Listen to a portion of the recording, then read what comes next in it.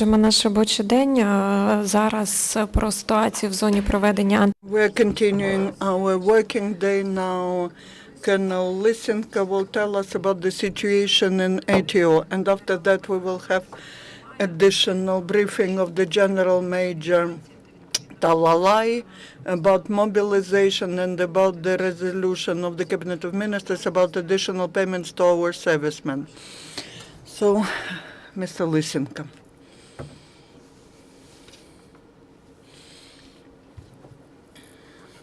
Good afternoon, esteemed colleagues. The situation in the ATO zone is still very complicated. The enemy exercises the mass shellings at the positions of the ATO forces in the Baltsov and Severodonetsk directions, also near Shestya and Stanitsa Luganska.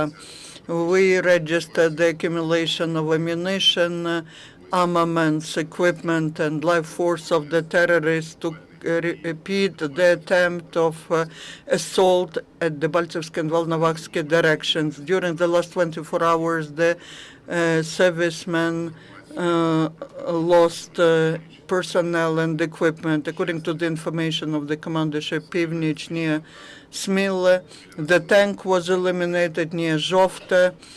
The armored personnel carrier of the enemy. The enemy tries to continue active reconnaissance actions along the line of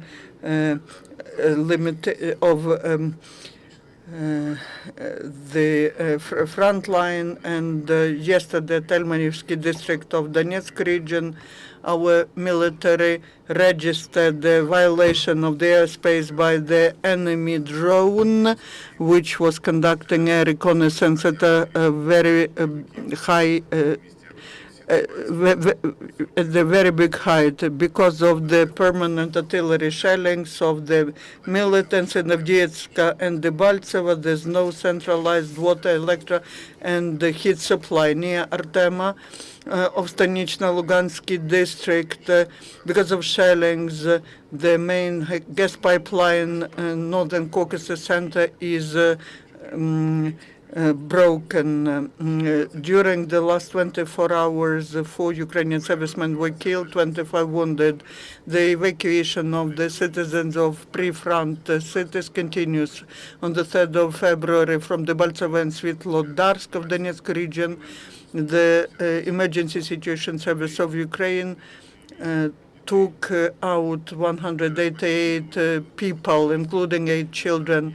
Because of the permanent shellings by terrorists, there was no evacuation from Avdiivka. Also, during the 2nd of February, Ukrzaliznytsia, free of charge, transported 235 IDPs from the zone of ATO. Because of the battles going around Debaltsov and humanitarian situation, which is worsening in this district, the Ivica Dacic, the acting head of the OSCE, called upon establishing truce in this district for 3 days to evacuate peaceful citizens. He addressed his special representative Hadi Televini with request to submit this proposal for consideration of trilateral contact group. The truce should be used to restore the consultations in order to achieve long ceasefire and full execution of Minsk agreements, which is the basis for peaceful settlement of the conflict. All Ukraine sends assistance to the liberated Donbass. On the 2nd of February in Donetsk region, the humanitarian assistance from Kiev and Ternopil was delivered from the capital to the east of Ukraine. The truck with construction materials, instruments, and food products arrived. Ternopil region sent to Donetsk region 30 cases of ruberoid, 700 kilograms of polyethylene film, and so on. To Kramatorsk, the medical humanitarian cargo was delivered from the World Health Organization. These are the medical sets for emergency assistance which will allow to render assistance to 50,000 persons. Also, humanitarian assistance for IDPs arrived to Slavyansk, Radynsky, and Lysychan. The IDPs from the east of Ukraine and Crimea received the assistance to return to peaceful life. 60,000 food product sets were received by the IDPs from the bus from the beginning of the implementation of the joint project of the UNDP in Ukraine and Ukrainian religious organizations in December last year. Besides that, 10,000 sets were delivered to the orphans, the people, aged people and people with disabilities on the territory of Donetsk and Lugansk Oblast, which are not under the control of Ukrainian authorities. Now the UNDP prepares for the IDPs 20,000 sets of warm clothes for children and adults. Also, during November 2014, January 2015, the authorities of Lviv, together with local NGOs, implemented the project on interactive training of IDPs from Crimea to help them successfully get integrated and adapted in Lviv. This was organized with the assistance of the Ministry of Foreign Affairs of Germany, Institute of International Cooperation of the German Association of People's Universities, and Ukrainian NGOs. Ukrainian authorities deepened cooperation with international humanitarian organizations. Yesterday, the authorized person from the president on settling situation in Donetsk and Lugansk districts, Irina Gerashchenko, and authorized person on human rights, on children's rights, Mykola Kuleba, had the special meeting with the representatives of the mission of the Red Cross, OSCE, UN, UNICEF, and the representative of EU in Ukraine to give them the information that Ukraine needs assistance in taking children from the territories which are shelled by terrorists. The authorized person addressed the international missions with the request to put diplomatic efforts into stopping fire and creating safe corridors for evacuation of peaceful citizens. Ukrainian patriots support military who are serving in the front line. The pedagogical collective of the Berezovsky Vocational School of Odessa National Polytechnical University, together with their students, is making the masking nets and also collects things and products for the servicemen of ATO. The representatives of this university visiting the wounded servicemen in the medical clinical center of southern region. From Poltava to Donbass, the truck with spare parts for sanitary unit went, and these are mostly the accumulators, the motor lubricants, and other necessary things. The Poltava municipal authorities involved local experts to that to help prepare the equipment. The fourth wave of partial mobilization goes on successfully. In Dnipropetrovsk region, the active phase of the first stage of that wave has been completed. Now, more than 840 servicemen are sent to the training centers of the Ministry of Defense of Ukraine. Among them, more than 100 officers. In total, 2,200 people were examined by medical commissions. About 30% of the total number individually came to the military commissariats. Most of them have some military experience. Those who are enrolled into the armed forces of Ukraine in the beginning of 2015 are equipped at the level of the NATO standards. What the officer of reserve receives is the special army uniform. Also, our military received the things which were transferred to the armed forces of Ukraine by countries' partners. Each set has the underclothes, towels, and so on from Wojska Polska. Also, they received the warm field uniform and waterproof boots provided by the government of Canada. and also Ukrainian products now are of very good quality. The rotation of servicemen who serve in the zone of ATO continues. Yesterday, to the east of Ukraine, the representatives of the state the traffic inspection of Lviv region went. 15 volunteers will replace their colleagues. Among the volunteers are heads of units and inspectors of the traffic police, but they united by one thing, patriotism and the desire to fight for the unity of our country. Yesterday, the president of Ukraine, Petro Poroshenko, awarded 6 servicemen by state awards. These servicemen are now being treated in the Kharkiv Military Medical Clinical Center. Our servicemen demonstrated the courage and heroism during the battles near Debaltseve and Vuhledvigirsk. The president instructed the Ministry of Defense to pay the bonus in the amount of 10,000 hryvnias to these servicemen. Also, 43 wounded servicemen arrived to the Chernigiv military hospital from Debaltseve. Now the doctors examine the servicemen and provide all the needed qualified medical assistance. The warriors are supplied with everything needed for recovery.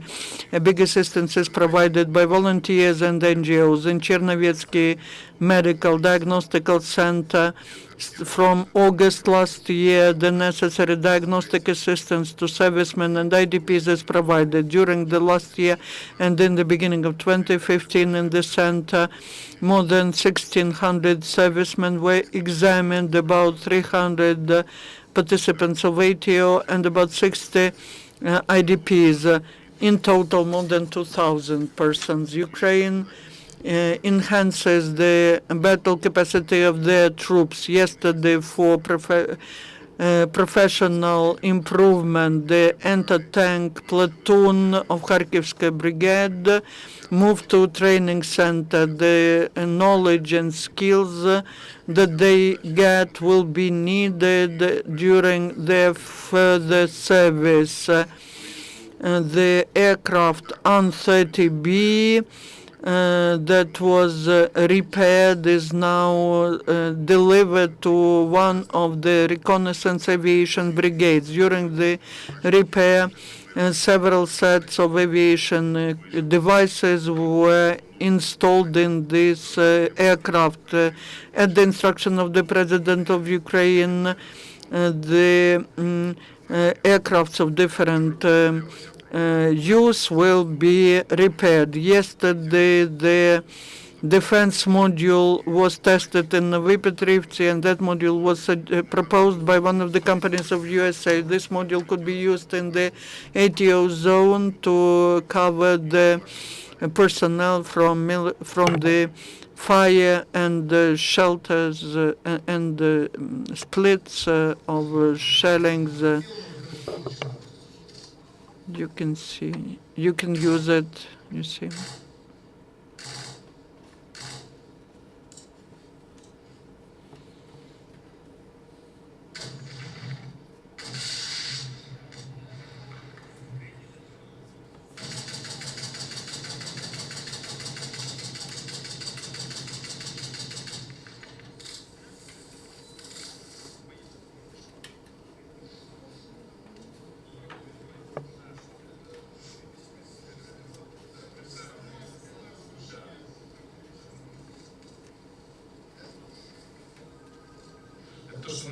That is what we need to strengthen the checkpoints and key positions for tanks, for artillery. That is a good position. This is a defense structure which could be deployed very fast. I believe that with Lysenko company and with guys who make it on the territory of Ukraine will be cooperating, will do it fast. Lysenko company provides the technology to us, and we start producing here. During 3-4 months, we will start launch the Ukrainian production, but this will be we're using that technology. The technology that you've seen has been in place for 30 years. We see that it works, and he is the chief engineer of Lysenko company here, and we understand that this structure we will be producing This will be approximately 150 kilometers of this structure a month. This will be enough for the needs of our motherland. Thank you. By the middle of April in Kiev, there will be the meeting of Ukrainian-German Group on Economic Cooperation held. This is the next step in implementation of the joint statement between the government of Ukraine and the Federal Republic of Germany about providing credit guarantees in the amount of 500 million euros to finance the works on restoring ruined infrastructure in Lugansk and Donetsk regions. This is all the information. Your questions, please. Your questions, dear colleagues. Ukrinformalin, please provide comments on the information about the attack from the air by aircrafts, which are the aircrafts of the militants. Do militants have aviation, or at least one aircraft, or maybe that is the information coverage of the future flights of Russian aviation? We don't have any information about the use of military aircrafts. Information agency Ostrov, what is the situation in Uglegorsk? Who controls that point now? As of today, I can tell you about yesterday. Part of the city was under the control of the militants. There were our Ukrainian military in some of the positions. They were maintaining them, and besides, there is the fire coverage, which is supported by our artillery. And there were several attacks today at night, and all of them were repelled.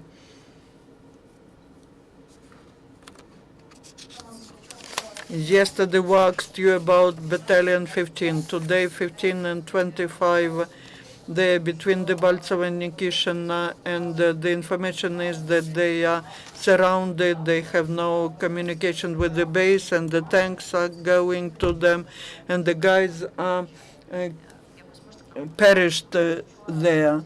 And the situation hasn't changed there from yesterday. Could you provide comments? We don't have any information as of today about what's happening there now, so we cannot tell you anything. Yesterday, when you were asking, the battle was going on, and it was impossible to get any information from there. Another question?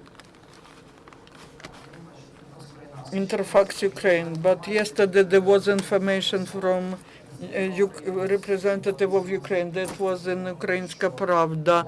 There was information that there was an agreement with the militants about so-called humanitarian corridors to take people out from Vuhlegirsk and Debaltseve, peaceful citizens. But I've provided this information that they were evacuating these people. They used this opportunity. Was that as part of these agreements? As soon as there's no fire and shelling, they use this opportunity. They achieve agreements, but they are violated all the time by the militants. Any other questions? I read yesterday in Kiev Post and Ukrainska Pravda that the evacuation in Debaltseve was a bit difficult because the army only had like 3 buses and the rest of the evacuation had to happen through volunteers. Why is the army so badly prepared for a problem like this?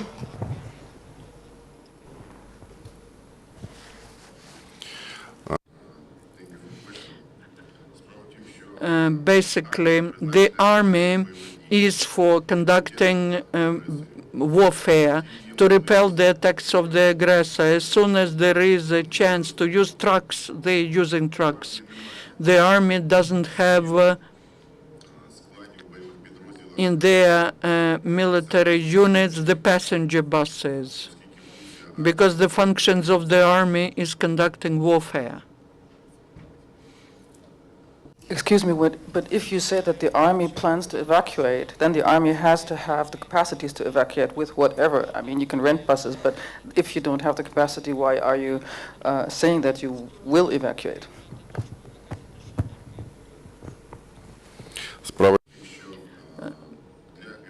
to evacuate people. They use transportation vehicles from civilian transportation companies and servicemen of the armed forces of Ukraine.